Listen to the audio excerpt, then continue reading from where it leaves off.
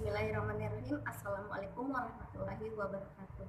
Saya atas nama Pusbawati Hera dari PGSD kelas 3A.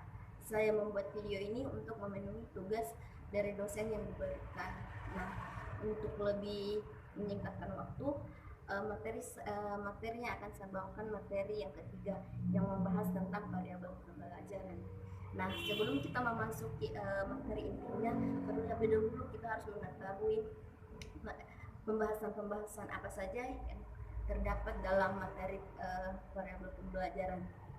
Ada 4 pokok yang harus kita ketahui.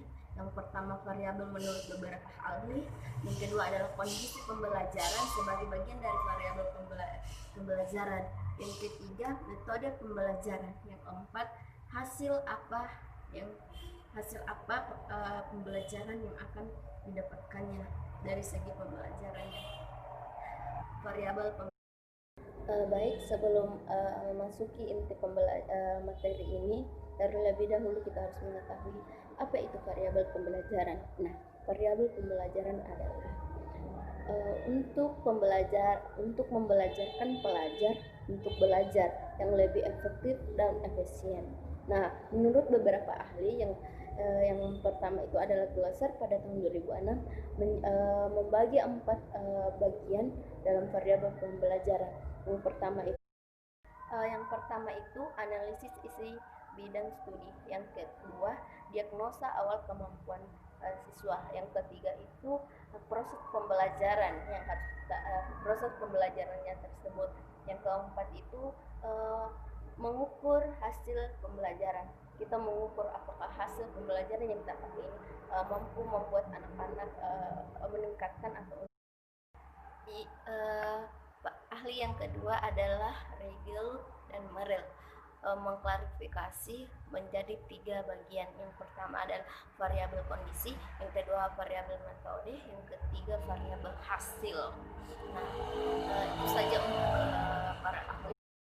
Pembahasan yang kedua yaitu kondisi pembelajaran sebagai faktor yang paling penting yang menggunakan efek penggunaan metode tertentu untuk meningkatkan hasil pembelajaran. Variabel yang termasuk ke dalam kondisi pembelajaran yang pertama itu tujuan dan karakteristik bidang studi. Nah, tujuan ini kita harus menentukan tujuannya dulu. Nah, sedangkan karakteristik bidang studi ini adalah aspek-aspek suatu bidang studi yang dapat memberikan landasan dan acuan dalam mendeskripsikan strategi pembelajaran. Nah, kita harus menentukan tujuannya dulu. Nah, setelah tujuannya ini baru kita masuk mendeskripsikan bidang studinya supaya lebih bertahap-tahap lagi. Baik, yang kedua adalah kendala dan strategi bidang studi.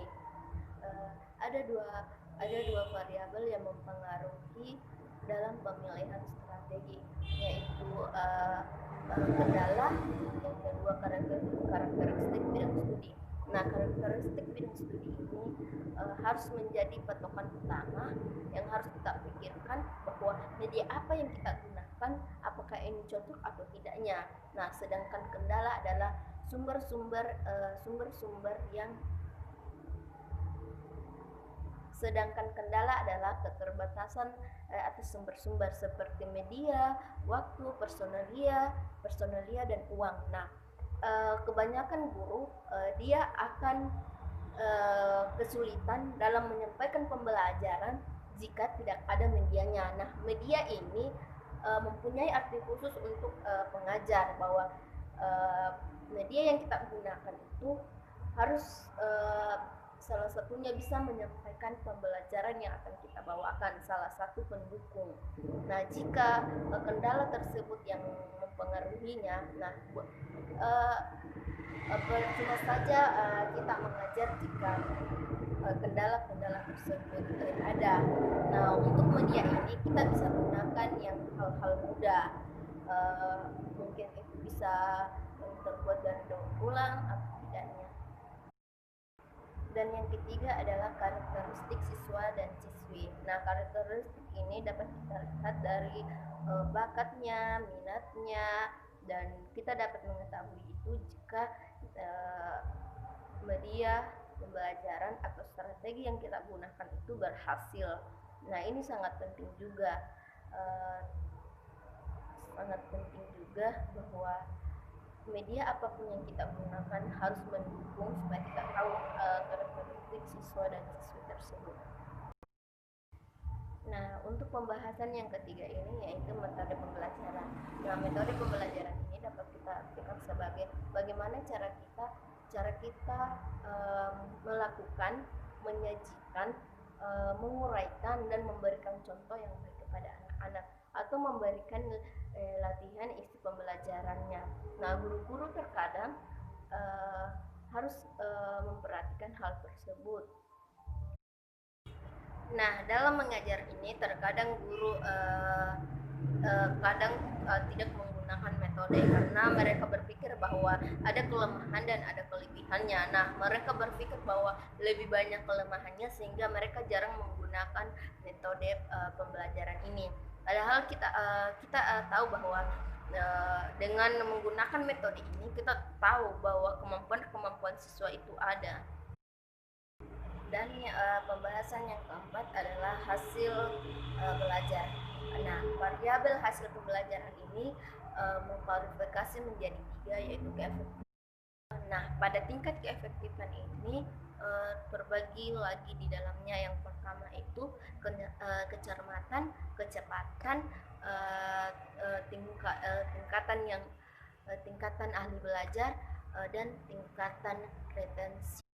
Nah, untuk yang kedua, efisiensi adalah jumlah waktu yang digunakan si belajar atau jumlah biaya waktu yang digunakan saat pembelajaran. Dan yang ketiga adalah daya tarik. Nah, daya tarik ini biasanya diukur dengan kecenderungan siswa untuk mengikuti pembelajaran. Nah, daya tarik ini erat sekali kaitannya dengan bidang studi. Nah, dari 3 variabel di atas dapat kita mengukur apakah kita sudah berhasil dalam mengajar dalam segi keefisien, keefektifan, dan daya tarik. Sekian dari saya. Mohon maaf bila ada salah-salah kata ataupun penjelasan yang kurang dimengerti atau salah. Sekian dari saya dengan ucapan fisabilillah, Assalamualaikum warahmatullahi wabarakatuh.